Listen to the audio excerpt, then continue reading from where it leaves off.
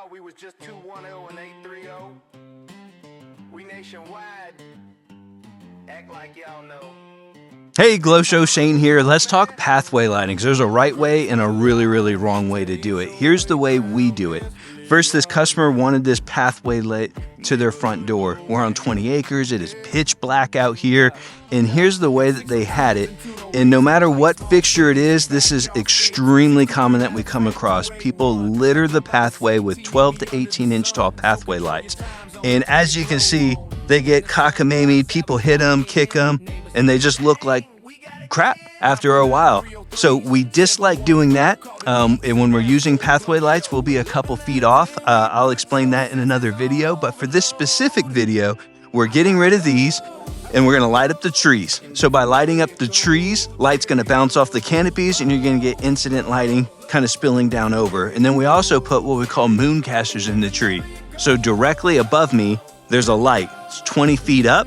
It's going to cast a 25 foot circle of light on this. It's pointed straight down, which is exactly the way to do it because you will never see that bulb. If you point those things sideways or at a direct area, you'll have glare, and then it's just like a headlight staring at you. So you have to point those straight down and strategically place them. Just here, there's a good branch for it. So there's another one right here, which is going to get a nice 20-foot circle of light to cover the step. And then there's one more right above me right here. So now we covered the pathway light. We didn't put them in the grass. They're not going to get kicked over. They're not going to be mowed. There's not going to be deer, dogs, grandkids running around. Sometimes we like putting them in the grass. Sometimes if we have a tree, it's a cleaner, better look because it just looks like the moon's glowing. And as you get closer to the entrance, you always want the entrance to be the most lit. It's where you want the customer's eye, your guest eyes to come to. So not only do we have lights on the back wall, but we put these lights in. So custom copper fixture, it's going to blend in with the rest of his house after it patinas. There's a light going up. The purpose of the up light is to catch this white peak and make that glow. And the purpose of the down light is to get a little more light over here in this section so we know this is the entry. Now another little trick that's very common that we do. We did not want the house lights to compete with our lights. So we put fire flicker lamps in them. So now it looks like this little thing is breathing fire at night versus more light washing our lights out. And then there's also this pathway going straight to their backyard. So same scenario, they asked us to put pathway lights in.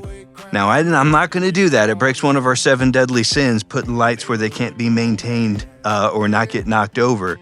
So I like getting 2 things out of every fixture. So we light up this wall.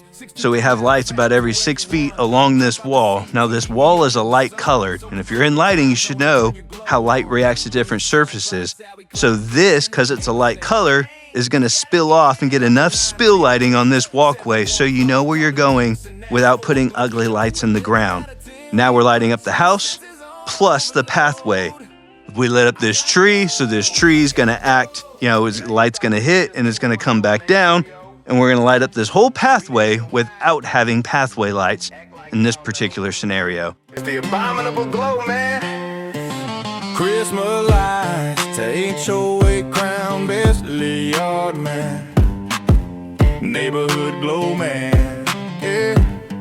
Yeah. Stay tuned, I'm going to show you what an actual pathway light looks like. I'll jump out the CT, meet me under the sun. So control your times, I'll turn